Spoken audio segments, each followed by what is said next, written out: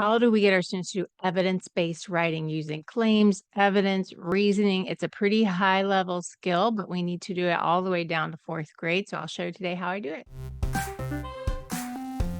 Hi, I'm Robin Mellum. I'm a children's book author with Disney Hyperion and HarperCollins. I'm also a middle school English teacher, and I take everything that I've learned from being a published author and working with editors, and I've applied it to the writing program that I've created called the Structured Writers Workshop.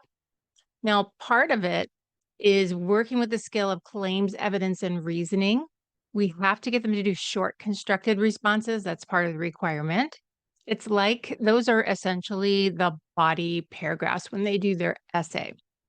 So I like to do this in short little chunks, and I do this in three ways. One is we start with really high interest topics, and they can work on creating their own claim from that. I'll show you that. Number two, we do this really fast-paced game. So it's a digital game, so they can get used to all three terms so that they know them forwards and backwards. Then we go in and do a deep dive activity. So I'm going to show you all of those.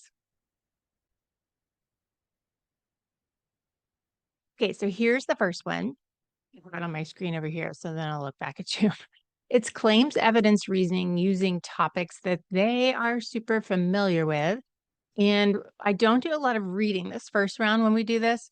We're essentially going through and just looking at one sentence that has some evidence. So I give them evidence from the American Academy of Pediatrics about why it's essential, behavior issues, health problems, and all that. So from that piece of evidence, they have to make a claim, not their own claim. This is the hard part. They want to say what they think, but they have to start learning that it has to be connected to the evidence. And that's how we can kind of switch their brains around a little bit from like, oh, I just don't throw my opinion in there. So if it says sleep is essential for your growth and your development, your claim could be, and I do this the first time, I do it, then we do it, then they try and do it themselves. Sleep is very important so that you can grow your brain and have great health. Something like that. Super simple claim. We write that together. And then I show them how to do their reasoning for this.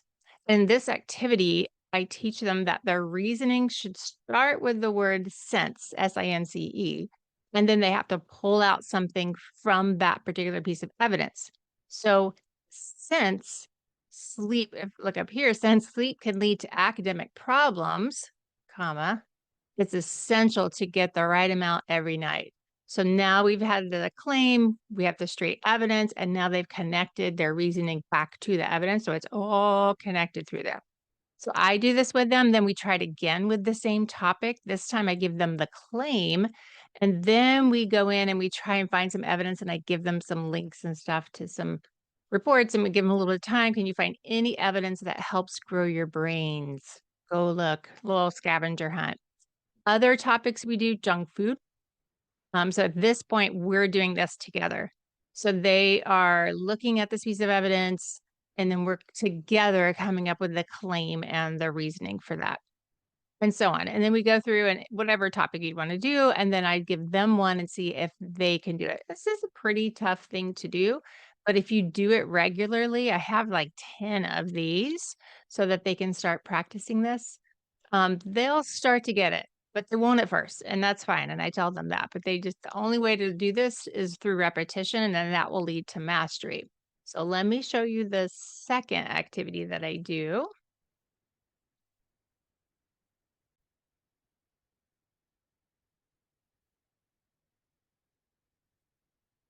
Okay, now this time we do claims evidence reasoning using a digital scoot activity. You can give this to them in slides if you give it to them in present mode. And then they click here and they get to pick an emoji. They love picking an emoji. And I'll just kind of randomly hop around here. And then since it's in present mode, if you click it the one time, it'll take you directly to that slide. Super cool. So now they're doing it on their own. They have this evidence and now they have to pick out the claim that goes with it. And when they're done, they go back to their emoji list and then they can kind of keep hopping around. And throughout here, I have some little random woohoo things in here that are really strange that they have to write or draw on their paper or maybe say something out loud or to the person next to them. They love, like, when are they going to get the woohoo thing? Super fun that way. So they go through all of these and start figuring out claims and evidence, and it's all a mixture of that. It's just an enjoyable way for them to figure out, like, understanding the difference between the 2, and then you can do a quick check of their answers to make sure they're getting it. If not, we go through it as a whole class. I'll show you the third thing that we do to get deeper into this topic. Now, this is my CER, claim evidence reasoning, hands-on group activity that I have them do. They really seem to get it once they start doing this. And you could even use some of these beginning slides to introduce the words and everything. So I have them start thinking about what a constructive response is, and I show them the words and the definitions of them. This doesn't stick at first. So you might want to do this first and then go in and do the high interest ones, the game, and then come back to something like this. And what they have to do is they'll get a manila envelope filled with a bunch of strips of paper and some labels, and they have to put them all together. And then, so it'll kind of look like this. They have passages, and then they have to find the question that goes with it, and the claim, evidence, reasoning. However, one of these essays is missing the reasoning. So they have to figure out which one's missing. And then as a group, they have to come up with their own piece of reasoning. And then as a class, I put them up anonymously. And then as a class, you vote on which one is the best. So they really get to see all these different ways to do that. And it kind of sticks for them. So it's just essays about random stuff. That's where I start here. I also do this for history. So once you've done this, if you're teaching both, if you've taught this in ELA class, you could also pull in doing the same thing in your history class. And then after they do that, I do give some of their own slides where they're working on this independently. Can you do this now on your own? So the thing is, this looks like it takes a lot of time. And actually, it does. It takes a lot of time. And so you have to prioritize your standards. And if you're new to teaching, I have a lot of new teachers following me.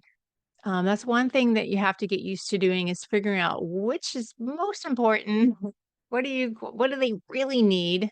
Some of that is using formative assessments and figuring out where their skills are at. And then making sure you hit all those other ones in smaller ways, which is why I have my warm-ups pretty much take care of most of those ticky-tacky language standards that we have to do. So I make sure they're getting it, they're seeing it. So you have to maximize every minute of time that you have. So that is how I do my CER, and it looks like this is the cover for their manila envelope. If you're interested more in how I teach my workshop and then how I do my essays along with CER, I have a free training link below. It's 30 minutes long, and that will lead to my bigger, way more in-depth training. It's a 10 video, 5-hour training on how to get your students incredibly engaged in class and how to structure your time and their time so that you get the most out of them. I'm glad you stopped by, and I'll see you in the next one.